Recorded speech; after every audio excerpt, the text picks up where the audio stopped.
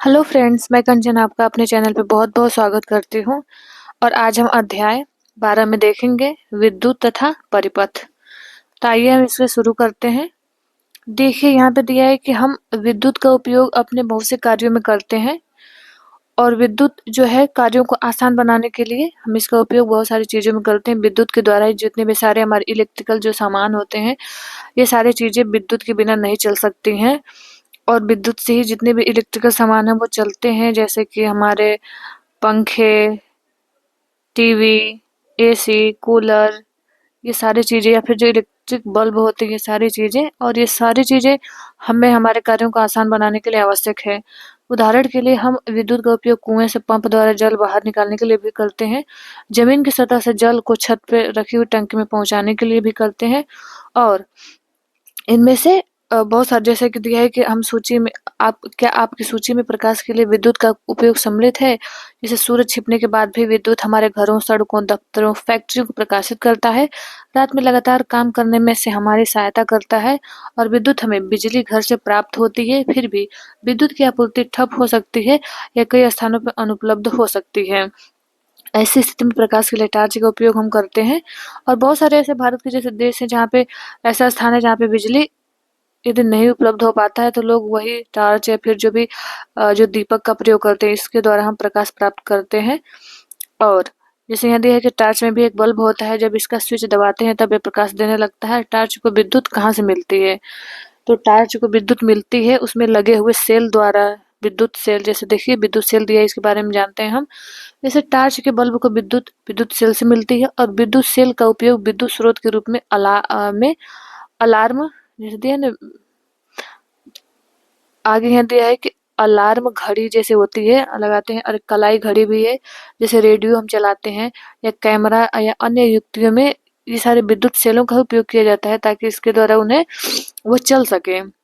जिस प्रकार हम विद्युत से प्रत्यक्ष रूप से बहुत सारे इलेक्ट्रिक सामानों को चलाते हैं, इस प्रकार से इसमें विद्युत सेल द्वारा हम इनको चलाते हैं।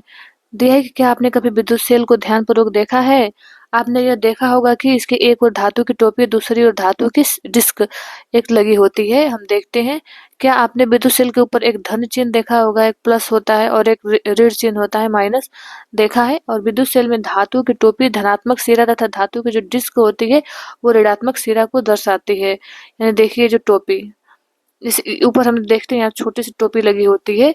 जब हम सेल को देखेंगे लेकर के उसमें, तो वो होता है हमारा क्या, जो ऊपर जो होता है ये हो गया, यहाँ पे हमें धन चिन्ह देखने को मिलेगा, ये धनात्मक होता है और नीचे की तरफ जो यहाँ पे लगा होता है इसे हम ऋणात्मक कहते हैं। ऋणात्मक आवेश होता है यहाँ पे। तो यही दिया है कि जैसे ऋणात्मक सिरा कहलाता है और सभी विद्युत सेलों में दो सिरे ही होते हैं, जिनमें एक धनात्मक होता है टर्मिनल सिरा और दूसरा होता है ऋणात्मक टर्मिनल या सिरा होता है। तो विद्युत सेल में जो संचित रासायनिक पदार्थों से सेल विद्युत उत्पन्न करता है, जिसमें भी रासायनिक संचय होते हैं, रासायनिक पदार्थ भरे होते हैं, उसी से वो विद्युत उत्पन्न करता है वो सेल।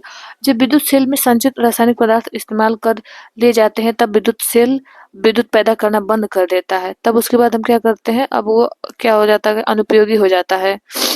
तो फिर जैसे आगे यहाँ पे दिया है कि तब हम क्या करते हैं, तब उस विद्युत सेल को एक नए विद्युत सेल से बदलना पड़ता है। उस विद्युत सेल को हम फेंक देते हैं और उसको हम नए विद्युत सेल से रिप्लेस कर देते हैं। जो टार्च होता है, टार्च के बल्ब में कांच का एक बाहरी आवरण धातु की सतह पर चिपका होता है और बल्ब की कांच के आवरण के अंदर क्या होता है उसे हम क्या कर सकते हैं, देख सकते हैं। जैसे देखिए ये सारे टर्मिनल है इसके और ये हो गया तंतु, जो बीच वाला भाग होता है इसे हम तंतु के नाम से जानते हैं। यहाँ ए में दिया है टार्च का बल्ब और उसका भीतरी दृश्य इसमें दिखाया गया है। हम इसको इसमें देखते हैं, इस जो बॉक्स में जो दिया हुआ है इंफॉर्मेशन, इसे देख लेते हैं। जैसे दिया है कि आपने विद्युत खंभों, विद्युत केंद्रों तथा अन्य स्थानों पर इस प्रकार चिन्ह देखा होगा। ये वाला चिन्ह हम देखते हैं, देखे होंगे। क्या दर्शाता है? विद्युत का उपयोग उचित रूप से न किया जाए तो यह अत्यंत क्या है, खतरनाक है, इसलिए इस खतरनाक की चेतावनी बनी होती है वहां पे। यदि विद्युत तथा विद्युत युक्तियों को असावधानी पूर्वक बरता जाए तो यह गंभीर चोट अथवा मृत्यु तक का कारण बन सकती है।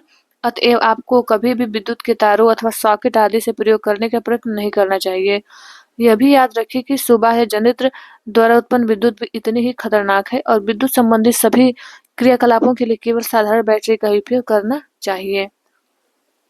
चेतावनी है कि जो विद्युत सेल होते हैं, वो दो टर्मिनलों से जुड़े तारों को स्विच तथा बल्ब जैसी युक्ति को बीच में जोड़े बिना आपस में कदापि न मिलाएं। क्या होगा, यदि आप ऐसा करेंगे तो विद्युत सेल के रासायनिक पदार्थ बड़ी तेजी से खर्च हो जाएंगे और सेल कार्य करना बंद कर देगा।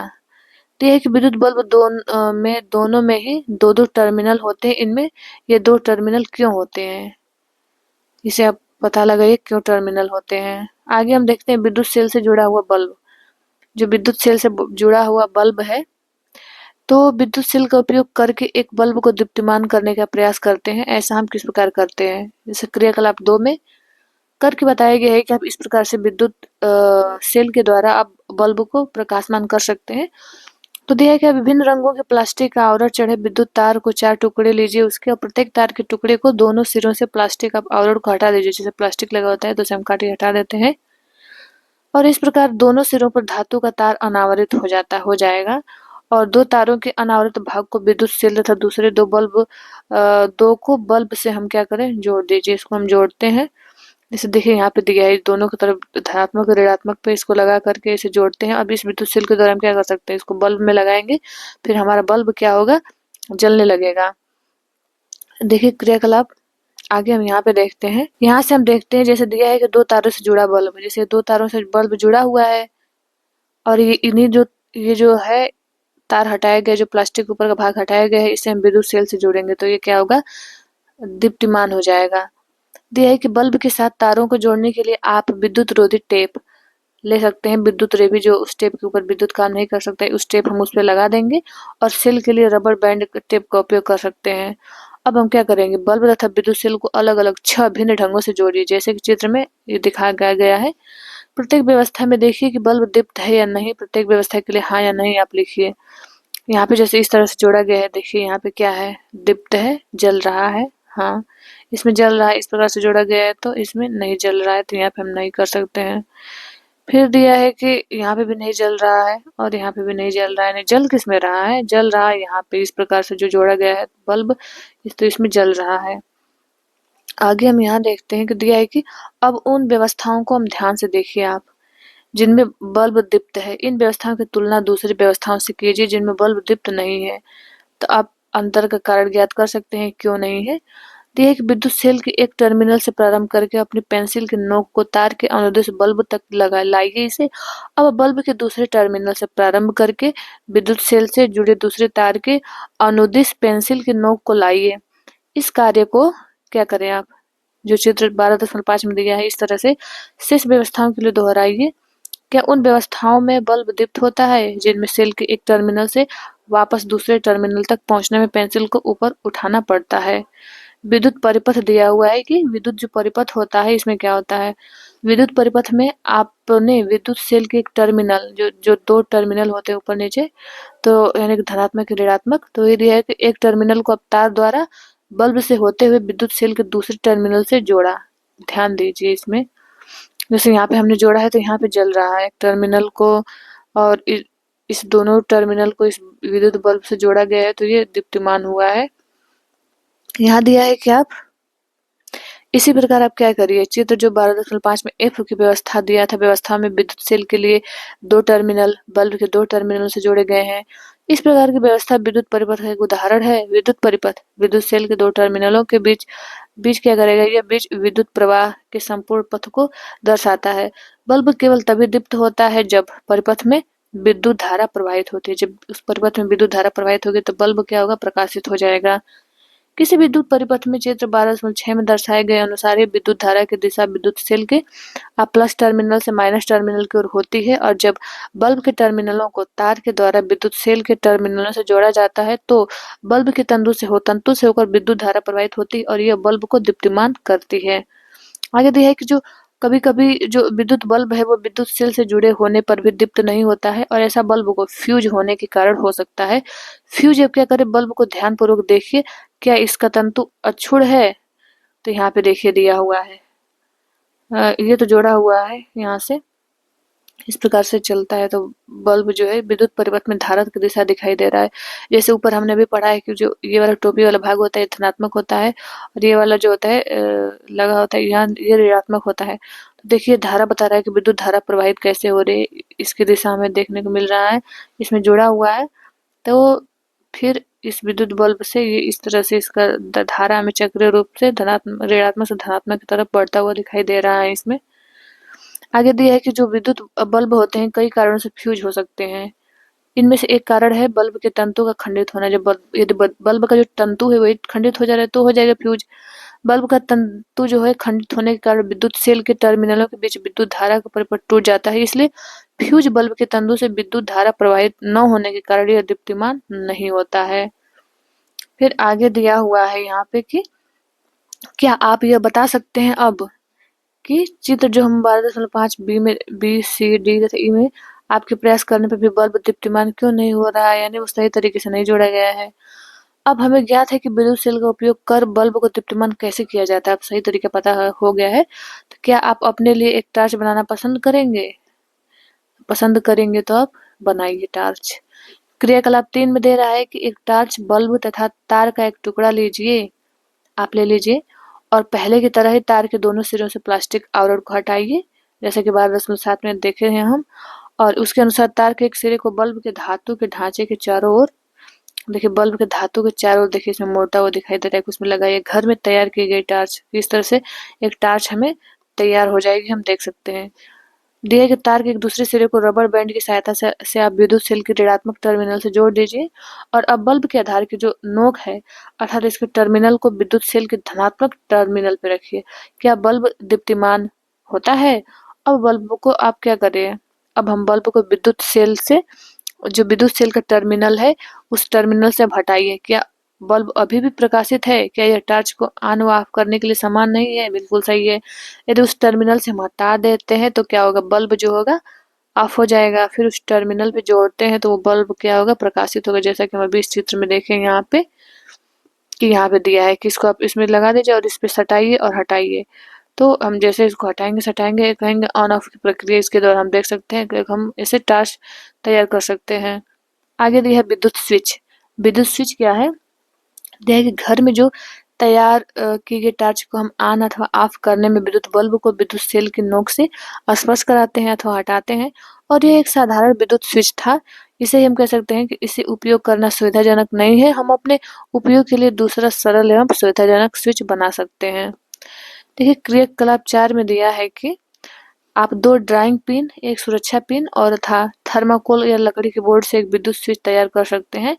सुरक्षा पिन की रिंग में एक ड्राइंग पिन लगाकर इसे थर्मोकोल शीट पर गाड़ दीजिए, जैसा कि चित्र 12.8 में दिखाया गया है। और ये सुनिश्चित कीजिए कि सुरक्षा पिन आसानी से उसमें क्या हो कि जाए। देखिए सुरक्षा पिन यहाँ पे दिया गया, पिन दिया गया है ताकि उसमें से आसानी से घूम सके। अब दूसरे ड्राइंग पिन को थर्मोकोल शीट पर इस तरह लगाएं कि सुरक्षा पिन का स्वतंत्र सिरा इस पर स्पर्श कर सके और इस प्रकार जुड़ा हुआ सुरक्षा पिन इस क्रियाकलाप में आपका स्विच होगा। ये दिया है कि अब विद्युत सेल बल्ब का स्विच तो 12.9 में दर्शाए के अनुसार जोड़कर परिपथ को पूरा कीजिए और सुरक्षा पिन को इस तरह घुमाएं कि उसका स्वतंत्र सिरा दूसरे ड्राइंग पिन को छुए। तो आप क्या देखेंगे, ऐसा करके आप देखिए कैसा, आप क्या देख पा रहे हैं उसमें।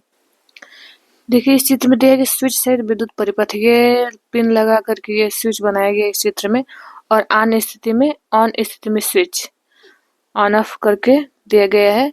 आगे दिया है कि जब इसके विपरीत जब सुरक्षा पिन दूसरे ड्राइंग पिन से स्पर्श नहीं करती तो विद्युत बल्ब दीप्तिमान नहीं होता है और इस ड्राइंग पिनों के बीच का रिक्त स्थान बंद नहीं होता है तथा परिपथ पूरा नहीं होता है और इस दशा में स्विच जो है ऑफ कहलाता है, जैसा कि चित्र 12.9 में ऊपर यहाँ पे दिया गया है।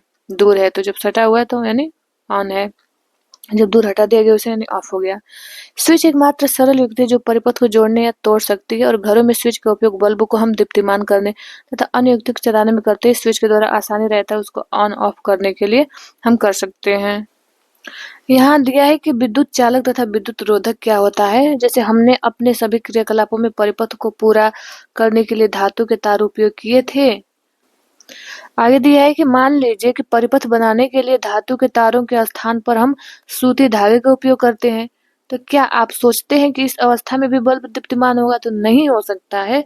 अब सूती के धागों का हम प्रयोग करें और धातु के धागों तारों का, दोनों में बहुत अंतर है। जो कह सकते हैं कि जो सूती धागे हैं ये क्या है? विद्युत के सुचालक नहीं है, और जो विद्युत तार होते हैं विद्युत के सुचालक होते हैं। तो विद्युत धारा के प्रवाह के लिए परिपथ में किस प्रकार के पदार्थों का उपयोग किया जा सकता है? आइए इसका पता हम लगाते हैं। और तो यही धातुओं का प्रयोग करके हम उस परिपथ बना सकते हैं उसका। जैसे यहाँ दिया हुआ है कि आप सारणी इसके समान आप नोटबुक में बनाइए और सारणी बनाइए और अपने प्रेक्षणों को अंकित कीजिए। जैसे यहाँ दिया है कि स्विच के स्थान पर उपयोग की गई वस्तु जैसे चाबी है, तो ये धातु है, तो इसमें बल्ब जलता है या नहीं? हाँ। रबड़ यदि हम या रबड़ का प्रयोग करते हैं तो ये रबड़ का बना हुआ है, इसमें क्या होगा? बल्ब नहीं जलेगा इसके द्वारा। स्केल ये प्लास्टिक है तो इसमें भी नहीं जलेगा। माचिस की तीली लकड़ी है, इसमें भी नहीं जलेगा। ये यहाँ भी नहीं होगा, यहाँ भी नहीं होगा।